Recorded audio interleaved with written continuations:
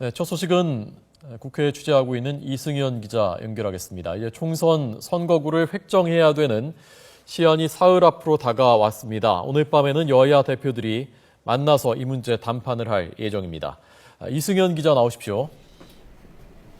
네, 국회 나와 있습니다. 네, 앞서 있었던 실무회동은 결렬됐다면서요?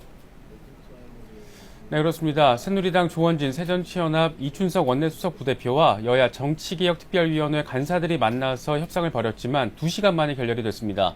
먼저 협상을 마친 뒤에 여야 정개특위 간사들이 밝힌 내용부터 잠시 들어보시겠습니다. 여러 가지 방안들에 대해서 충분한 입장의 표명이 있었습니다. 여야가. 하지만 지금 결론에 도달하지는 못했고요. 그동안에 마음에 있었던 얘기는 충분히 이야기를 했습니다.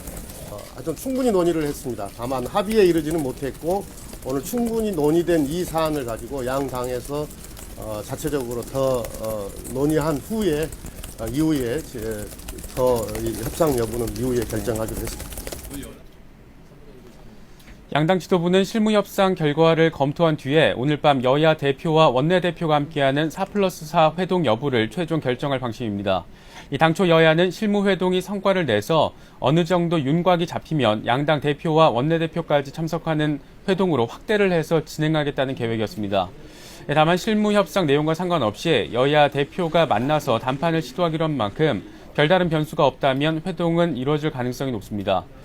선거구 획정 법정 시한이 코앞으로 다가온 상황에서 여야 대표가 직접 나서는 것인 만큼 교착 상태에 빠진 선거구 획정 논의가 돌파구를 마련할 수 있을지 주목되고 있습니다. 네, 사실은 이 문제가 중립적인 선관위로 맡기겠다고 해서 선관위로 넘겼지만 거기서도 또 여야 간의 대리전이 벌어졌고 다시 그래서 넘어와서 이제 사흘밖에 남지 않았는데 계속 이렇게 하고 있는 건 아니겠습니까? 이러다 보니까 이게 혹시 현역 의원들이 자신들 기득권 지키기 위해서 일부러 이렇게 미루는 것 아니냐라는 얘기까지 나오고 있다면서요? 네, 그렇습니다. 이제 내년 총선, 20대 총선에서 도전장을 내밀게 된 신인 정치인들의 경우에는 이 선거구 획정 작업이 이 권투로 비교했을 때는 이 선수가 싸우게 될 링을 결정하는 작업에 해당을 합니다. 이 헌법재판소 판단에 따라서 올해 말까지 이 선거구가 조정되지 않으면 내년부터는 선거판의 링인 선거구가 없어지는 사태를 맞게 됩니다. 이렇게 되면 정치 신인들은 선거구가 확정될 때까지 예비 후보자 등록을 못하게 되고 자신을 알릴 기회 역시 막히게 됩니다. 반면 신인들과 경쟁해야 하는 현역 의원들의 경우에는 기존 지역구에서 의정 활동을 명분으로 사실상 선거운동을 얼마든지 할 수 있습니다.